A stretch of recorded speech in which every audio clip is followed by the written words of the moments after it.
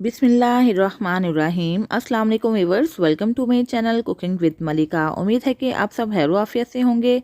अल्लाह ताला आपको हमेशा खुश और आबाद रखे, आमीन सुम्मा आमीन। तो व्यूअर्स, आज फिर हाजिर हैं एक मुनफरिद और बहुत ही मज़ेदार किस्म की रेसिपी लेकर आपकी खिदमत में। व्यूअर्स, आज हम बनाने जा रहे हैं कोफ्ता कढ़ाई। बहुत ही टेस्टी बनने वाले हैं, बिल्कुल डिफरेंट और बहुत ही मज़ेदार किस्म की रेसिपी है। बनाने में जितनी ये आसान है, खाने में उतने ही लजीज और मज़ेदार। तो वीवर्स, ये जूसी और बहुत ही मज़ेदार किस्म का कोफ्ता कढ़ाई हमने कैसे रेडी किया, चलिए देख लेते हैं। इसके लिए हमने ले लिया है आधा किलो मटन, यानी कि छोटे जानवर का कीमा। इसको धोने के बाद आपने बास्केट में डाल देना है ताकि इसका सारा एक्स्ट्रा पानी निकल जाए। इसको रखते हैं एक साइड पे। एक ले लेते हैं चॉपर और इसके अंदर कीमा शामिल कर देते हैं। मैं थोड़ा थोड़ा कीमा शामिल करके इसको ब्लेंड कर लूँगी, यानी कि अच्छे तरीके से चॉप कर लूँगी। अगर आपके पास बड़ा चॉपर है तो आप सारा एक साथ ही डाल सकते हैं। एक अदद इसके अंदर ब्रेड यानी कि डबल रोटी का पीस शामिल कर देते हैं, जिससे क्या होगा कि कोफ्ते की बाइंडिंग अच्छी आएगी। 1 टीस्पून शामिल कर देते हैं लहसुन अदरक का पेस्ट। हाफ़ टी स्पून शामिल कर देते हैं सूरख मिर्च पाउडर। 1/4 टीस्पून शामिल कर देते हैं हल्दी पाउडर। हाफ़ टी स्पून शामिल कर देते हैं नमक। हाफ़ टी स्पून ज़ीरा पाउडर जो कि रोस्टेड है, इसके अंदर ऐड कर देते हैं। 1 टीस्पून भर के शामिल कर देते हैं खुश्क धनिया पाउडर, ये भी रोस्टेड है। और हाफ़ टी स्पून शामिल कर देते हैं गरम मसाला पाउडर, ये भी रोस्टेड है। चीज़ें रोस्टेड करके आप शामिल करेंगे, इंशाल्लाह बहुत ही अच्छा टेस्ट आएगा। यहाँ पे बस 3 टीस्पून भर के मैं शामिल कर रही हूँ तली हुई प्याज। फ्राइड अनियन है, ये रेडीमेड है। अगर आप चाहें तो एक मीडियम साइज़ का प्याज लेके उसको फ्राई करके भी इसके अंदर शामिल कर सकते हैं। 1 टीस्पून मैंने भर के शामिल कर दिया है चने, जो भुने हुए चने होते हैं ना, उसका पाउडर बना के इसके अंदर शामिल कर देते हैं। 1 टीस्पून मैंने इसके अंदर पुदीना का पाउडर शामिल कर दिया है। अगर आपके पास फ्रेश है तो आप फ्रेश भी ऐड कर सकते हैं। 1 हरी मिर्च ले लेते हैं, उसको भी काट के इसके अंदर शामिल कर देते हैं और इन सारी ही चीज़ों को अच्छे तरीके से चॉप कर लेंगे। ये देखें कितना अच्छा फाइन सा ये मटेरियल रेडी है। इसको निकाल लेते हैं और बिल्कुल इसी तरह सारा ही मटेरियल रेडी कर लेंगे। तो ये देखिए बस सारा मटेरियल रेडी हो चुका है। इसको आधे घंटे के लिए रेस्ट पे रखते हैं और उसके बाद इसके बना लेंगे कोफ्ते। यहाँ पे बस आधा घंटा गुजर चुका है। हाथों को थोड़ा सा ऑयल से ग्रीस करेंगे और इसके बॉल्स बना लेते हैं। जितने बड़े या छोटे बॉल्स आपने बनाने हैं उस लिहाज से आप मटेरियल ले लीजिएगा।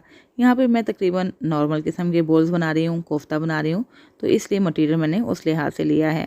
इसको अच्छे तरीके से हाथों से प्रेस करेंगे ताकि इसके अंदर कोई क्रैक ना रहे। तो अगर क्रैक बनेगा तो ये टूट जाएंगे, इसलिए आपने इस बात का ख्याल रखना है कि अच्छे तरीके से इसको मसल के बिल्कुल स्मूथ कर लेना है और राउंड शेप दे देनी है। तो यहाँ पे बस 2 कोफ्ता तो मैंने आपको तैयार करके दिखा दिए हैं। बिल्कुल इसी तरह हम बाकी कोफ्ता भी बना लेंगे। तो यहाँ पे बस हमने 15 से 16 कोफ्ते तैयार करके रख लिए हैं। अब हम इनको फ्राई करेंगे। फ्राई करने के लिए एक कढ़ाई मैंने रख दी है चूल्हे के ऊपर और इसके अंदर शामिल कर देते हैं ऑयल। इसको हमने डीप फ्राई करना है, इसलिए ऑयल थोड़ा सा हम ज़्यादा ही लेंगे। और जैसे ही ऑयल गर्म होगा इसके अंदर शामिल कर देंगे कोफ्ते। तो यहाँ पे बस आप चेक कर सकते हैं कि ऑयल किस हद तक गर्म है। बहुत ज़्यादा गर्म भी नहीं होना चाहिए, बस मीडियम फ्लेम पे हमने इनको फ्राई करना है तकरीबन 7 से 8 मिनट के लिए, ताकि इनके ऊपर एक अच्छा सा गोल्डन कलर आ जाए।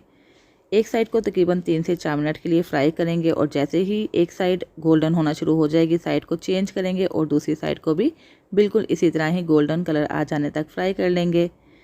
यहाँ पे बस आप देख सकते हैं कि कोफ्ते कितने अच्छे से फ्राई हो रहे हैं और बिल्कुल भी नहीं टूट रहे हैं। तो बस इसी तरह इनको रोटेट करते हुए हमने गोल्डन कलर आ जाने तक फ्राई कर लेना है। फ्लेम मीडियम ही रखना है, हाई नहीं करना है, वरना ये फ़ौरन से जल जाएंगे और कलर अच्छा नहीं आएगा। तो यहाँ पे बस सारे ही कोफ्ते हमारे फ्राई हो चुके हैं। इनको निकाल लेते हैं, एक साइड पे रख लेते हैं और अब हम ग्रेवी की तैयारी कर लेते हैं। यहाँ पे मैंने 2 मीडियम साइज़ के प्याज लिए हैं जिनकी मैंने पेस्ट बना ली है। उसी ऑयल के अंदर हम इस प्याज को शामिल करके इसको लाइट गोल्डन कलर आ जाने तक फ्राई कर लेते हैं।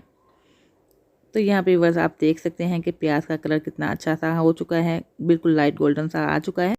अब हम इसमें 1 टेबलस्पून भर के शामिल कर देंगे लहसुन अदरक का पेस्ट और इसको भी तकरीबन 1 से 1.5 मिनट के लिए मीडियम फ्लेम पे फ्राई करेंगे ताकि इसकी रॉ स्मेल ख़त्म हो जाए और एक अच्छा सा फ्लेवर आ जाए ग्रेवी के अंदर।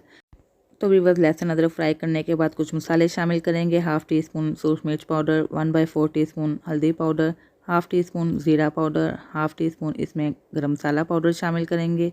1 टीस्पून भर के शामिल कर देंगे खुश्क धनिया पाउडर। ये तीनों ही चीज़ें मैंने रोस्ट करके शामिल की हैं। रोस्ट चीज़ें शामिल करेंगे तो इंशाल्लाह बहुत ही अच्छा फ्लेवर आएगा ग्रेवी के अंदर। तो चलिए बस इन मसालों को हमने लो फ्लेम पे 1 से 2 मिनट के लिए फ्राई कर लेना है। याद रहे व्यूअर्स, फ्लेम आपने स्लो ही रखना है ताकि स्पाइसेस जल ना जाएं। अब हम इसके अंदर 2 अदर टमाटर जिसकी मैंने पेस्ट बना के रख ली है इसके अंदर शामिल करके इसको भी फ्राई करेंगे। टमाटर को हमने सारे मसालों के साथ उस वक्त तक फ्राई करना है जब तक कि टमाटर का जो मॉइस्चर होता है ना, पानी, वो अच्छे तरीके से खुश्क नहीं हो जाता। 1 से 2 मिनट में ही इंशाल्लाह इसका पानी ड्राई हो जाएगा। हाफ़ टी स्पून इसमें नमक शामिल कर देंगे। नमक हमने पहले ऐड नहीं किया है। तो व्यूअर्स, स्पाइसेस आप अपने टेस्ट के अकॉर्डिंग कम या ज़्यादा भी कर सकते हैं। अब हम 2 से 3 टेबलस्पून दही को फेंट लेंगे और इसके अंदर शामिल कर देंगे। फ्लेम को बिल्कुल स्लो कर देना है। कोई भी क्रीमी चीज़ आप शामिल करें तो काइंडली फ्लेम को बिल्कुल स्लो कर दिया करें ताकि वो जल ना जाए, क्योंकि क्रीमी चीज़ फ़ौरन से ही जल जाती है। और जैसे ही आप इसको दही को शामिल करेंगे ना, फ़ौरन से चम्मच चला दीजिएगा ताकि दही फट ना जाए। थोड़ी सी हरी मिर्चें और थोड़ा सा कटा हुआ धनिया इसमें शामिल करेंगे और इसके अंदर मज़ेदार से कोफ्ते शामिल कर देंगे। तो यहाँ पे आप देख सकते हैं कोफ्ते हमारे बिल्कुल भी नहीं टूट रहे हैं, ना तो ये बहुत ज़्यादा हार्ड बने हैं और ना ही बहुत ज़्यादा इतने नरम बने हैं कि ये टूटना शुरू हो जाएं। कोफ्तों को मसाला के अंदर शामिल करने के बाद 2 से 3 मिनट के लिए फ्राई करेंगे। 1 कप पानी शामिल करेंगे और इसको कुक करेंगे तकरीबन 8 से 10 मिनट के लिए। तो चलिए बस 8 से 10 मिनट गुजर चुके हैं। अब हम इसके अंदर शामिल कर देते हैं हाफ़ टी स्पून कसूरी मेथी, जो कि रोस्टेड है और उसका मैंने पाउडर बना लिया है। इसके अंदर ऐड करने के बाद थोड़ी सी इसके अंदर काली मिर्च स्प्रेड कर देंगे और इसको 2 मिनट के लिए दम पे रखेंगे। तो ये लीजिए बस, मज़ेदार से कोफ्ते तो रेडी हैं। अगर आपको ऑयल ज़्यादा लगे तो यहाँ पे ये ऑयल निकाल भी दीजिएगा और इस ऑयल को आपने बिल्कुल भी वेस्ट नहीं करना है। किसी भी सब्ज़ी में आप इस ऑयल को शामिल करेंगे ना तो बहुत ही फ्लेवरफुल सब्ज़ी बन जाएगी। मैंने भी इसको खुश्क सब्ज़ी में शामिल कर दिया था। बहुत ही मज़ेदार और बहुत ही फ्लेवरफुल सब्ज़ी का टेस्ट आया था। तो लीजिए व्यूअर्स, हाजिर है बहुत ही मज़ेदार किस्म का कोफ्ता कढ़ाई। इसको मैं कट करके दिखाती हूँ। ये देखें कितने जूसी और कितने मज़े के बने हैं। ना तो ये हार्ड बने हैं, ना ही इतने नरम बने हैं कि ये टूटना शुरू हो जाएं। तो व्यूअर्स, जल्दी से जाइए, बनाइए और खूब इंजॉय कीजिए। तंदूरी रोटी के साथ खाइए, नान के साथ खाइए, चपाती के साथ खाइए और खूब मज़े उड़ाइए। उम्मीद है व्यूअर्स आपको मेरी ये रेसिपी पसंद आई होगी। इस रेसिपी को ज़रूर ट्राई कीजिएगा और ट्राई करने के बाद फीडबैक देना मत भूलिएगा। रेसिपी अच्छी लगे तो लाइक और शेयर कर दीजिएगा। चैनल पर नए हैं तो चैनल सब्सक्राइब करके बेल आइकन प्रेस कर दीजिएगा ताकि आपको मेरी नई नई वीडियोस की नोटिफिकेशन फ़ौरन से मिल सके, जो फ्री ऑफ कॉस्ट है। तो इसके साथ ही व्यूअर्स इजाज़त चाहती हूँ। फिर हाजिर होंगी इंशाल्लाह एक नई और मुनफरिद रेसिपी के साथ। अपना बहुत सा ख्याल रखिएगा, मुझे भी दुआओं में याद रखिएगा। अल्लाह हाफ़िज़।